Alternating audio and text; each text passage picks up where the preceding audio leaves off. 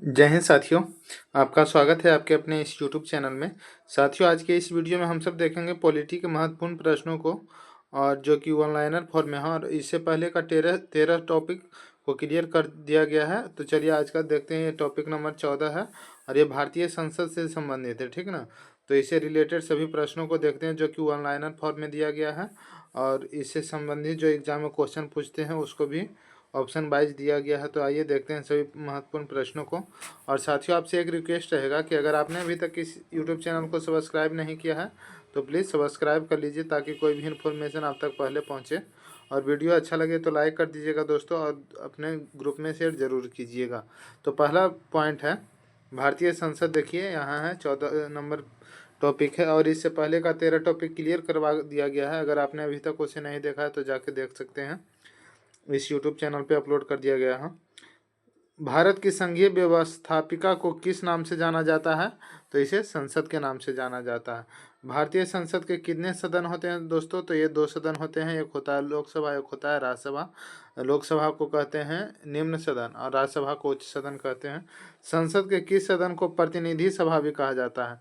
तो लोकसभा को प्रतिनिधि सभा कहा जाता है। संसद का लोकप्रिय सदन कौन सा है? तो लोकसभा को लोकप्रिय सदन कहते हैं। संसद की अस्थायी सदन तो राज्यसभा अस्थायी सदन है। संसद बनती है तो लोकसभा, राज्यसभा और राष्ट्रपति से मिलकर के संसद बनती है। संसद बनती है लोकसभा, राज्यसभा और राष्ट्रपति से मिलकर। कौन सा प्रावधान, और जूम कर लेते हैं थोड़ा ताकि आपको और क्लियर दिखाई दे।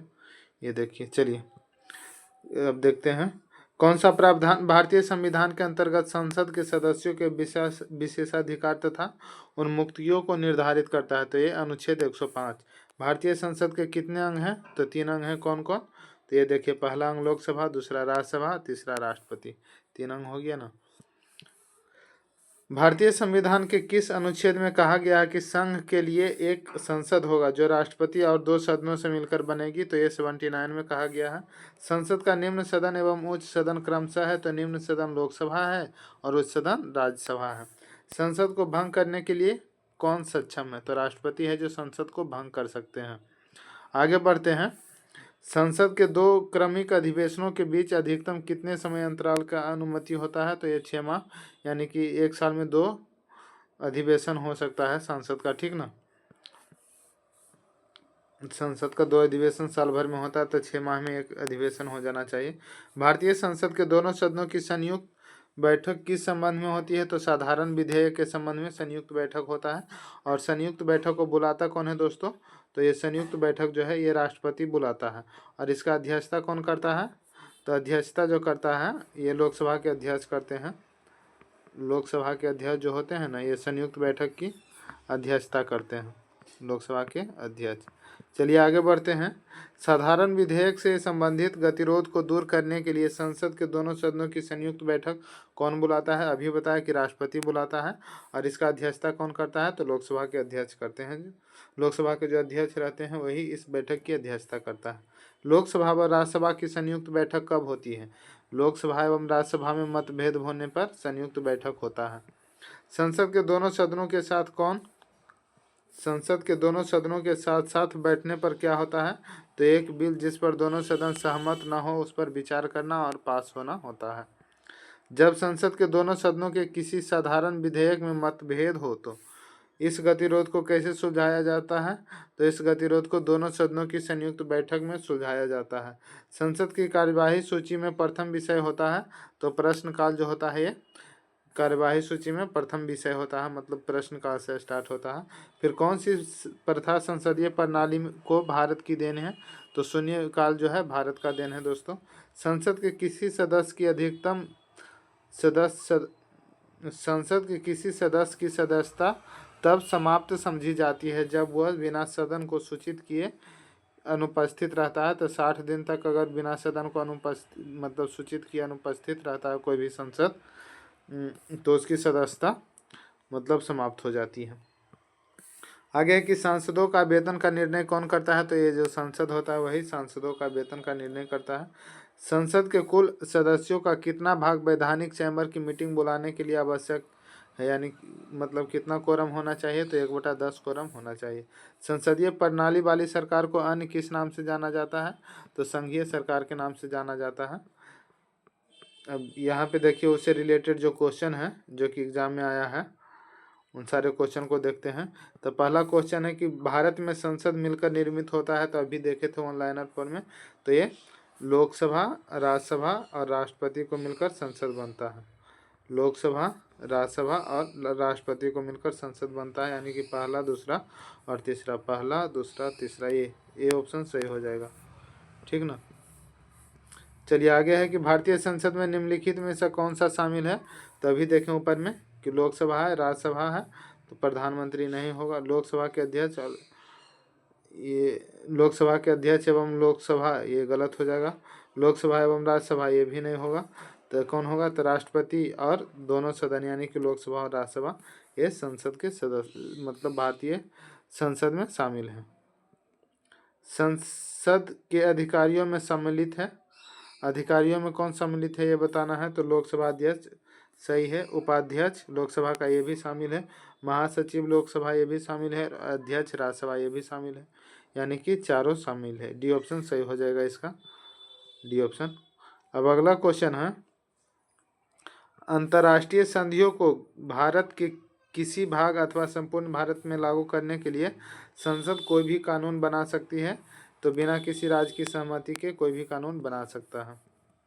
अगला पॉइंट है दोस्तों, भारत सरकार के निर्णय अनुसार एक संसद सदस्य अपने क्षेत्र के विकासात्मक कार्यक्रम हेतु कितनी राशि खर्च करता है, तो संसद को 5 करोड़ रुपया खर्च करने का मतलब प्रावधान है विकासात्मक कार्य करने के लिए। और किसी संसद सदस्य की अयोग्यता के संदर्भ में निर्णय कौन करता है, तो यह राष्ट्रपति जो है किसी भी संसद सदस्य की अयोग्यता से संबंधित निर्णय करता है।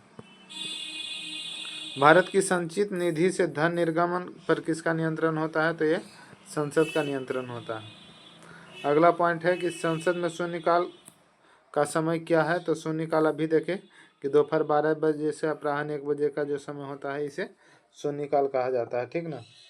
अब अगला देखते हैं, राज्यसभा में धन विधेयक प्राप्त होने के कितने दिनों के अंदर इसे लोकसभा में वापस किया जाना चाहिए, तो इसे 14 दिनों के अंदर मतलब लोकसभा में वापस कर देना चाहिए।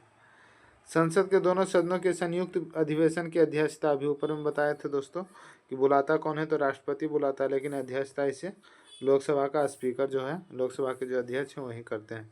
निम्नलिखित में से कौन संसद के संयुक्त सत्र की अध्यक्षता करने हो तो अधिकृत है, तो ये लोकसभा के अध्यक्ष हो जाएंगे, डी ऑप्शन सही है। चलिए अगला पॉइंट है, भारतीय राजनीतिक व्यवस्था में कार्यपालिका के अधीन रहकर कार्य कौन करता है, तो न्यायपालिका करता है। भारत की पार्लियामेंट यानी कि संसद का उद्घाटन कब हुआ था, तो 1927 ईस्वी में हुआ था। संसद के दोनों सदनों का सत्रावसान कौन करता है, तो ये लोकसभा के जो अध्यक्ष हैं यही करते हैं। अगला पॉइंट है राष्ट्रपति से दोस्तों, तो चलिए राष्ट्रपति से रिलेटेड जितने भी महत्वपूर्ण प्रश्न हैं उसको देखते हैं। भारत में कार्यपालिका का अध्यक्ष कौन होता है, तो राष्ट्रपति होते हैं कार्यपालिका का अध्यक्ष। राष्ट्रपति पद्धति में समस्त कार्यपालिका की शक्ति किस में निहित होती है, तो ये राष्ट्रपति में होती है।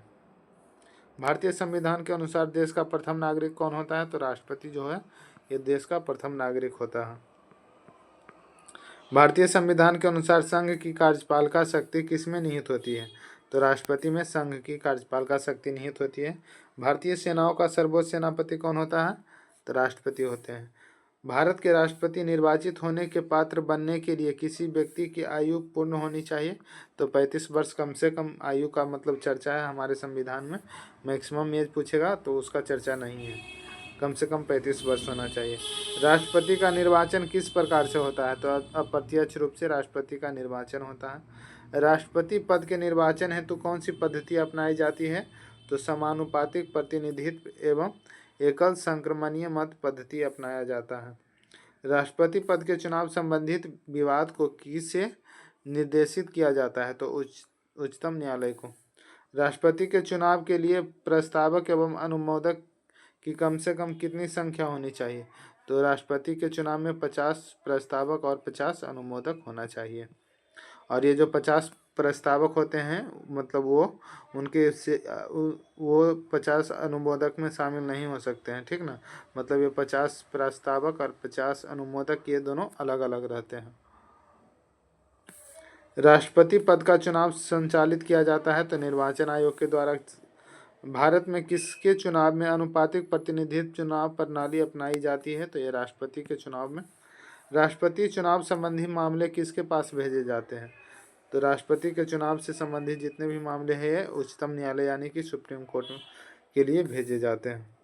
भारत के राष्ट्रपति का चुनाव कितने वर्षों के लिए होता है तो 5 वर्ष के लिए होते हैं। राष्ट्रपति के निर्वाचन के लिए गठित निर्वाचक मंडल में सम्मिलित होते हैं संसदीय स्थानीय संसद तथा राज्य विधानसभाओं के सभी निर्वाचित सदस्य। मतलब ये पूछ रहा है कि राष्ट्रपति के जो निर्वाचन होता है उसमें निर्वाचन मंडल में कौन कौन शामिल होते हैं, कौन कौन वोट करता है तो स्थानीय संसद यानी कि लोकसभा, राज्यसभा और राज्य के विधानसभा के सदस्य जो निर्वाचित सदस्य रहते हैं वही वोट करते हैं। और दोस्तों विधान परिषद के सदस्य नहीं मतलब इसमें भाग लेते हैं क्योंकि भारत के सभी राज्य में विधान परिषद नहीं है इसीलिए। राष्ट्रपति पर महाभियोग का आरोप संसद के किस सदन द्वारा लगाया जाता है तो संसद के किसी भी सदन के द्वारा लगाया जाता है। राष्ट्रपति को हटाया जा सकता है तो महाभियोग के द्वारा। कार्यकाल पूर्ण होने से पहले भारत के राष्ट्रपति को उनके पद से कौन हटा सकता है तो संसद के द्वारा महाभियोग लगाकर उसे हटाया जा सकता है। राष्ट्रपति को कौन पद और गोपनीयता की शपथ दिलाता है तो भारत का मुख्य न्यायाधीश जो है ये पद और गोपनीयता का शपथ दिलाता है। राष्ट्रपति अपना त्यागपत्र किसे सौंपता है तो ये उपराष्ट्रपति को सौंपता है। राष्ट्रपति का रिक्त स्थान भर लिया जाना चाहिए तो अगर राष्ट्रपति का स्थान रिक्त है किसी कारणवश तो इसे 6 महीना के अंदर भर लिया जाना चाहिए। भारतीय राष्ट्रपति के सर्वसम्मति से चुने जाने का अभी तक एकमात्र उदाहरण है तो नीलम संजीव रेड्डी जो है इन्हें मतलब सर्वसम्मति से चुना गया था। स्वतंत्र भारत के प्रथम राष्ट्रपति किस राज्य से थे तो ये बिहार से थे दोस्तों। इनका नाम था डॉक्टर राजेंद्र प्रसाद। कौन लगातार 2 बार राष्ट्रपति रहे तो अभी तक ये रिकॉर्ड है कि अभी तक लगातार 2 बार राष्ट्रपति राजेंद्र प्रसाद रहे हैं। भारतीय संविधान का कौन सा अनुच्छेद राष्ट्रपति के पद के लिए पुनः निर्वाचन की योग्यता निर्धारित करता है तो ये अनुच्छेद 57 जो है ये राष्ट्रपति को दोबारा निर्वाचन होने के लिए योग्यता निर्धारित करता है। भारत के किस राष्ट्रपति की मृत्यु कार्यकाल पूरा होने से पूर्व ही हो गई थी तो डॉक्टर जाकिर हुसैन थे। इनका मतलब इनके टाइम पीरियड में ही मृत्यु हुआ था यानी कि कार्यकाल पूरा होने से पहले ही मतलब राष्ट्रपति के पद पे रहते हुए इनका मृत्यु हुआ था डॉक्टर जाकिर हुसैन का। वित्त बिल के लिए किसकी पूर्व स्वीकृति आवश्यक है तो भारत के राष्ट्रपति का स्वीकृति आवश्यक है। किसी भी अभियुक्त को फांसी की सज़ा के बदलने या कम करने का अधिकार किसे दिया जाता है तो फांसी की सज़ा को कम करने या उसे बदलने का अधिकार राष्ट्रपति को है दोस्तों। लोकसभा एवं राज्यसभा में राष्ट्रपति द्वारा मनोनीत सदस्यों की कुल संख्या कितनी है तो लोकसभा में 2 एंग्लो इंडियन को राष्ट्रपति के द्वारा मनोनीत किया जाता है और राज्यसभा में 12 सदस्यों को मनोनीत किया जाता है। टोटल 14 सदस्य को मनोनीत किया जाता है और ये लोकसभा में जो 2 एंग्लो इंडियन राष्ट्रपति मनोनीत करते थे इसे समाप्त कर दिया गया है। किसी विधि के प्रश्न पर सर्वोच्च न्यायालय से परामर्श लेने का अधिकार किसको है तो ये राष्ट्रपति को है। सर्वोच्च न्यायालय से परामर्श ले सकते हैं। अभी ये देखिए उससे रिलेटेड जो अभी ऊपर में देखें उससे रिलेटेड क्वेश्चन है जो कि एग्जाम में आता है। देखिए बीपीएससी में है। भारत के राष्ट्रपति को उसके पद से कौन हटा सकता है तो अभी ऊपर में देखे थे दोस्तों संसद द्वारा महाभियोग लगाकर राष्ट्रपति को हटाया जा सकता है। राष्ट्रपति का रिक्त स्थान भर लिया जाना चाहिए तो इसे 6 माह के अंदर भर लिया जाना चाहिए। ये सब ऊपर में अभी देखे हैं ऑनलाइनर फॉर्म में जो क्वेश्चन था। अब यहाँ पे बताइएगा यदि क्या कह रहा कि यदि भारत के राष्ट्रपति का पद रिक्त हो जाए और कोई उपराष्ट्रपति भी न हो तब निम्न में से कौन राष्ट्रपति हो, कार्यवाहक राष्ट्रपति कौन होगा तो ये हो जाएगा सर्वोच्च न्यायालय का मुख्य न्यायाधीश जो होगा। ये जैसे कि अगर राष्ट्रपति का पद खाली है और उपराष्ट्रपति भी नहीं है तब उस वक्त मतलब कार्यवाहक राष्ट्रपति के रूप में सर्वोच्च न्यायालय का जो मुख्य न्यायाधीश होता है ना वो काम करेगा। डी ऑप्शन सही हो जाएगा। आगे बताइएगा कि अनुच्छेद 108 के अंतर्गत लोकसभा और राज्यसभा की संयुक्त बैठक आहूत की जा सकती है तो ये राष्ट्रपति के द्वारा किया जाता है और ये लोकसभा के स्पीकर जो होते हैं इसकी अध्यक्षता करते हैं। अध्यक्षता करते हैं, ठीक ना। भारतीय संविधान के किस अनुच्छेद के अंतर्गत राष्ट्रपति संसद के दोनों सदनों द्वारा पारित किसी बिल को अपनी स्वीकृति के लिए रोक सकता है? तो इसका सही आंसर हो जाएगा अनुच्छेद 111 के तहत वो रोक सकता है। भारतीय संविधान में समस्त कार्यपालिका शक्तियां निहित हैं, तो ये राष्ट्रपति में निहित हैं दोस्तों।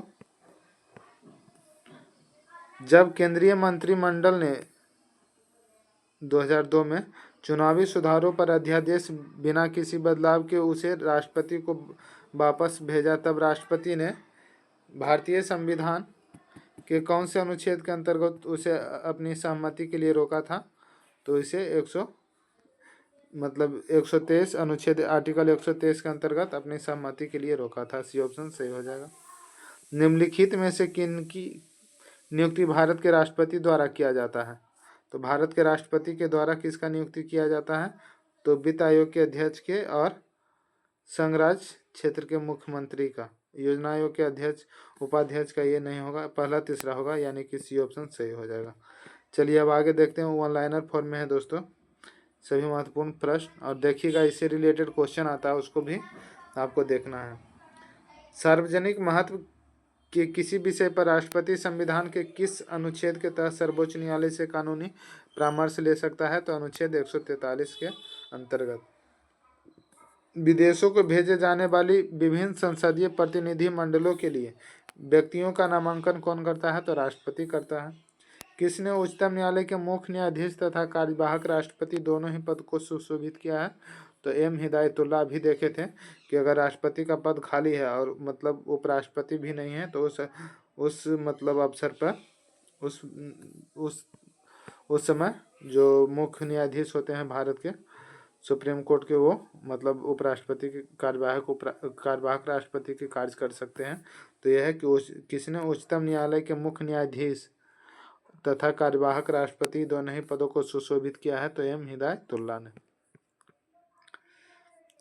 विदेशी देशों के सभी राजदूतों का कमिश्नरों के परिचय पत्र किसके द्वारा प्राप्त किया जाता है? तो राष्ट्रपति के द्वारा। राष्ट्रपति किस विधेयक को पुनर्विचार के लिए नहीं लौटा सकता है? तो धन विधेयक को राष्ट्रपति पुनर्विचार के लिए नहीं लौटा सकता है। राष्ट्रपति संविधान के किस अनुच्छेद के अंतर्गत अध्यादेश जारी करता है? तो राष्ट्रपति का अध्यादेश 123 आर्टिकल के तहत होता है। राष्ट्रपति द्वारा जारी अध्यादेश अधिवेशन प्रारंभ होने के कितने दिनों तक अधिक से अधिक एक बार में प्रभावी रह सकता है? तो 6 सप्ताह तक। राष्ट्रपति के चुनाव में विवाद होने पर किसकी सलाह ली जाती है? तो सर्वोच्च न्यायालय की सलाह लिया जाता है। राष्ट्रपति को भत्ते के अलावा प्रतिमाह कितना वेतन दिया जाता है? तो 5 लाख रुपया राष्ट्रपति का वेतन है दोस्तों।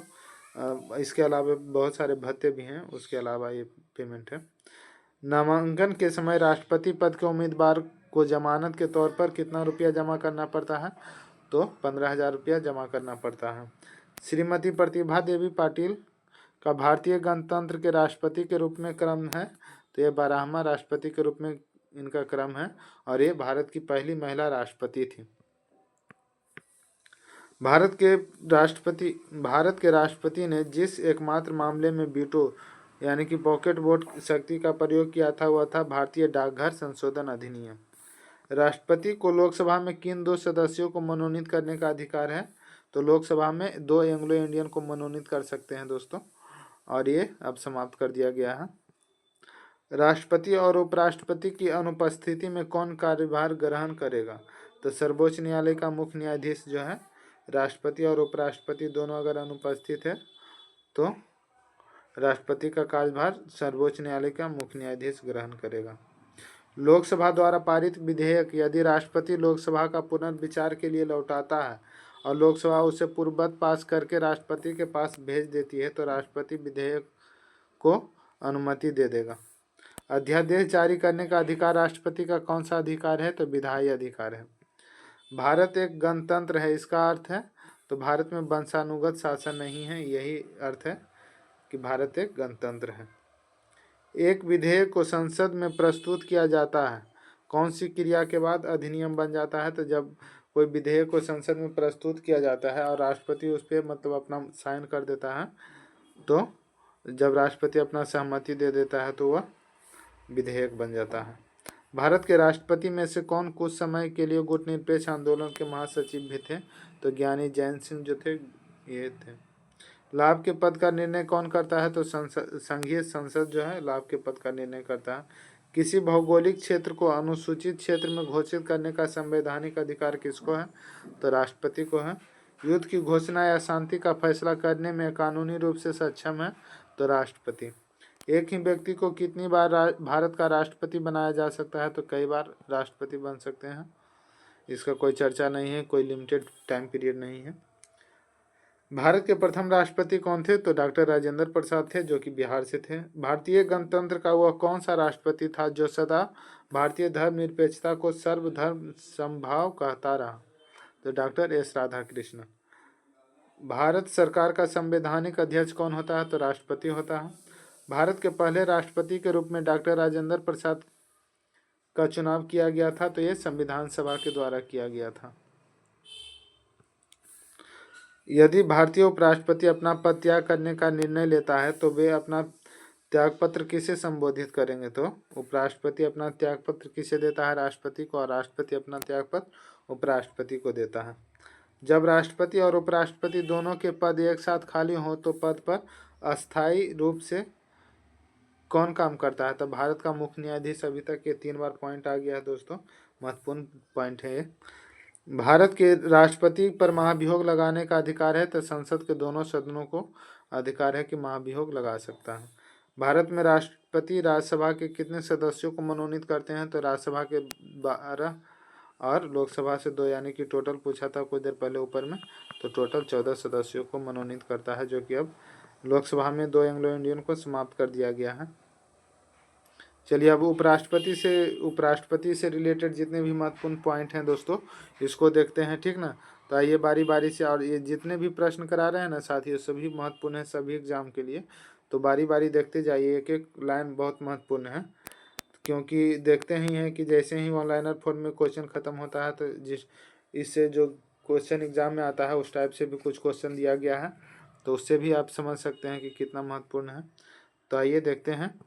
जब उपराष्ट्रपति राष्ट्रपति के कार्यों को संभालता है तो उस दौरान राज्यसभा के सभापति का कार्य कौन करता है? तो उपसभापति, ठीक ना। जब उपराष्ट्रपति राष्ट्रपति के कार्य को संभालता है तो उस दौरान जो है राज्यसभा के सभापति का कार्य कौन करता है? तो उपसभापति करता है। और ऐसे राज्यसभा का सभापति कौन होता है? तो उपराष्ट्रपति होता है। राष्ट्रपति की मृत्यु पर जब उपराष्ट्रपति राष्ट्रपति का पद ग्रहण करता है तो अधिकतम 6 माह तक पद पर आसीन रहता है, मतलब 6 महीना के अंदर फिर उस पर इलेक्शन हो जाता है, तो नया राष्ट्रपति चुनकर आ जाता है। कौन सबसे कम समय के लिए उपराष्ट्रपति का पद पर आसीन रहा? तो बीबी गिरी जो थे ये सबसे कम समय तक रहे थे। उपराष्ट्रपति को प्राप्त होने वाले वेतन भत्ते आदि राज्यसभा के सभापति के रूप में कार्य करने के लिए प्राप्त होता है। बहुत महत्वपूर्ण प्रश्न है और ये एग्जाम में पूछा भी है कि उपराष्ट्रपति को जो पेमेंट मिलता है, वेतन भत्ता मिलता है, इसे उपराष्ट्रपति के तौर पे नहीं मिलता है, बल्कि राज्यसभा के सभापति के रूप में कार्य करने के लिए इनको पेमेंट मिलता है, ठीक ना। श्री मोहम्मद हामिद अंसारी का भारत के उपराष्ट्रपति के रूप में क्रम है? तो 12वां क्रम है हामिद अंसारी का। भारत का उपराष्ट्रपति किसका पदेन सभापति होता है? तो उपराष्ट्रपति जो है राज्यसभा का सभापति होता है। भारत के उपराष्ट्रपति के पद पर लगातार 2 बार कौन रहे हैं? तो डॉक्टर एस राधाकृष्णन। और इससे पहले देखे थे राष्ट्रपति वाला टॉपिक में कि लगातार 2 बार राष्ट्रपति के पद पे कौन रहे हैं, राष्ट्रपति के पद पे लगातार 2 बार कौन रहे हैं? तो कौन थे? तो डॉक्टर राजेंद्र प्रसाद थे। डॉक्टर राजेंद्र प्रसाद थे दोस्तों, जो कि बिहार से थे। उपराष्ट्रपति का निर्वाचन किसके द्वारा होता है? तो संसद के द्वारा होता है। अपनी पदावधि समाप्त होने से पूर्व उपराष्ट्रपति को उसके पद से हटाने का अधिकार किसको है? तो ये संसद को है। राष्ट्रपति अपने मत का प्रयोग कब करता है? तो मतों के बराबर रहने की स्थिति में उपराष्ट्रपति अपने मत का प्रयोग कब करता है? तो मतों के बराबर रहने की स्थिति में उपराष्ट्रपति अपने मत का प्रयोग करता है। कौन राष्ट्रपति के चुनाव में तो मतदान नहीं करता है, परंतु उपराष्ट्रपति के चुनाव में मतदान करता है। राष्ट्रपति के चुनाव में मतदान नहीं करता है, परंतु उपराष्ट्रपति के चुनाव में मतदान करता है। तो संसद के जो मनोनीत सदस्य होते हैं, अभी देखे थे कि 2 लोकसभा से और 12 राज्यसभा से, यानी कि टोटल 14 सदस्य को राष्ट्रपति के द्वारा मनोनीत किया जाता है। तो ये राष्ट्रपति के चुनाव में भाग नहीं लेते हैं, मतलब वोट नहीं करते हैं, क्योंकि इसे तो राष्ट्रपति ही चुनता है इसलिए, लेकिन उपराष्ट्रपति के चुनाव में ये भाग लेते हैं, ठीक ना। तो संसद के जो मनोनीत सदस्य रहते हैं, यानी कि यही 14 के बारे में चर्चा कर रहा। चलिए, भारत के प्रथम उपराष्ट्रपति थे तो डॉक्टर एस राधाकृष्णन थे। राज्यसभा की बैठक का सभापतित्व कौन करता है? तो उपराष्ट्रपति करता है। उपराष्ट्रपति के निर्वाचन में निर्वाचक मंडल के सदस्य कौन कौन होते हैं? तो ये संसद के सभी सदस्य होते हैं। उपराष्ट्रपति का निर्वाचन कैसे होता है? तो अप्रत्यक्ष रूप से होता है। और वहाँ पे देखे थे दोस्तों कि राष्ट्रपति के निर्वाचन में संसद के सदस्य और साथ ही साथ मतलब राज्य से विधानसभा के सदस्य भी भाग लेते हैं, लेकिन उपराष्ट्रपति के निर्वाचन में ऐसा नहीं है। उपराष्ट्रपति के संसद के खाली सभी सदस्य करते हैं, जो लोकसभा राज्यसभा से होते हैं वही। उपराष्ट्रपति का निर्वाचन अप्रत्यक्ष रूप से होता है। जब उपराष्ट्रपति राष्ट्रपति का कार्यभार संभालता है तो उसे राष्ट्रपति पद के सभी विशेषाधिकार और भत्ते प्राप्त होते हैं। उपराष्ट्रपति पद के चुनाव संबंधित विवाद को किसे निर्देशित किया जाता है? तो सर्वोच्च न्यायालय को। भारत के उपराष्ट्रपति का निर्वाचन होता है तो संसद के दोनों सदनों के द्वारा होता है। उपराष्ट्रपति को उसके कार्यकाल की समाप्ति से पूर्व पद से कौन हटा सकता है? मतलब हटाने का अधिकार किसको है? तो संसद को है। भारत के उपराष्ट्रपति को पदच्युत करने का प्रस्ताव प्रस्तावित किया जा सकता है केवल राज्यसभा में, मतलब उपराष्ट्रपति को हटाने का प्रस्ताव पारित किया जा सकता है। वही आया था कि राष्ट्रपति को पदच्युत करने का प्रस्ताव राज्यसभा लोकसभा किसी भी सदन में लाया जा सकता है। भारत के उपराष्ट्रपति को कौन निकाल सकता है? तो लोकसभा के सम्मति से राज्यसभा निकाल सकता है। उपराष्ट्रपति के कार्यकाल की अवधि कितना होता है? तो 5 वर्ष, और राष्ट्रपति का भी 5 ही वर्ष होता है। उपराष्ट्रपति को पद की गोपनीयता का शपथ कौन दिलाता है? तो राष्ट्रपति दिलाता है दोस्तों। उपराष्ट्रपति अपना त्यागपत्र किसे संबोधित करता है? तो राष्ट्रपति को करता है। राष्ट्रपति किसे करता है? तो राष्ट्रपति, यहाँ पे देखिए, उपराष्ट्रपति राष्ट्रपति को करता है और राष्ट्रपति उपराष्ट्रपति को करता है। ये दोनों टॉपिक एक ही वीडियो में कराने का यही मतलब है कि बहुत सारा पॉइंट राष्ट्रपति और उपराष्ट्रपति से कोरिलेट होता है, तो इसीलिए मतलब कोरिलेट करके बताया जाए, ठीक ना, ताकि समझ में ज़्यादा आ जाएगा आपको। उपराष्ट्रपति की राज्यसभा के सभापति के रूप में अन्य भत्ते के अलावा कितना वेतन प्राप्त होता है? तो उपराष्ट्रपति का पूछ रहा है, अभी 4 लाख मिलता है, ठीक ना, उपराष्ट्रपति को। और अभी कुछ देर पहले देखे थे दोस्तों कि राष्ट्रपति का कितना वेतन मिलता है? तो राष्ट्रपति का था 5 लाख, 5 लाख रुपया था राष्ट्रपति का। चलिए आगे बढ़ते हैं। भारत के ये क्या है दोस्तों, कोट करके प्रश्न है, अब उससे रिलेटेड बताना है कि भारत के उपराष्ट्रपति, तो भारत के जो उपराष्ट्रपति हैं भारत के द्वितीय उच्चतम प्रतिष्ठित पदाधिकारी हैं, सही है। भारत का प्रथम नागरिक कौन होता है? तो राष्ट्रपति होता है, अभी हम सब देख चुके हैं। भारत के उपराष्ट्रपति के पास पद से संबंधित कोई औपचारिक कार्य दायित्व नहीं है, ये भी सही है। ये लोकसभा के राज्यसभा के अध्यक्ष के रूप में कार्य करते हैं और उसी कार्य के लिए इनको पेमेंट मिलता है। भारत के उपराष्ट्रपति राष्ट्रपति की अनुपस्थिति में उनके कार्य का निर्वहन करता है, ये भी सही है। और राष्ट्रपति की पदत्याग, अपदस्थीकरण अथवा मृत्यु के चलते राष्ट्रपति के रूप में कार्य करते हैं, ये भी सही है, यानी कि चौथा पॉइंट भी सही है। तो सब पॉइंट सही है दोस्तों इसका, तो ये डी ऑप्शन सही हो जाएगा इसका, ठीक ना। चलिए आगे बताइएगा कि भारत के उपराष्ट्रपति को पदच्युत करने संबंधित प्रस्ताव पारित किया जा सकता है, तो ये कहाँ पे? तो संसद के किसी भी सदन में, बी ऑप्शन सही हो जाएगा। तो चलिए अब राज्यसभा लोकसभा अगले वीडियो में देखेंगे दोस्तों। और यहाँ तक वीडियो कैसा लगा बताइएगा ज़रूर, और अगर अच्छा लगा होगा तो प्लीज़ इस चैनल को अगर आपने अभी तक सब्सक्राइब नहीं किया है तो प्लीज़ सब्सक्राइब कर दीजिएगा, और वीडियो अच्छा लगे तो लाइक कर दीजिएगा साथियों, क्योंकि लाइक से वीडियो बनाने के लिए मोटिवेशन मिलता है। और दोस्तों में शेयर ज़रूर कीजिएगा। और इसके अलावा हमारे इस यूट्यूब चैनल पे दरोगा का भी सेट प्रैक्टिस करवाया जाता है, तो जाके देख सकते हैं। खान सर का है, ज्ञान बिंदु का है और प्रदीप सर का है, और किरण बुक का भी मतलब प्रैक्टिस सेट करवाया जा रहा है अभी। तो प्लीज़ चैनल को अगर आपने अभी तक सब्सक्राइब नहीं किया तो सब्सक्राइब कर लीजिएगा और वीडियो को लाइक कर दीजिएगा। धन्यवाद दोस्तों, मिलते हैं अगले वीडियो।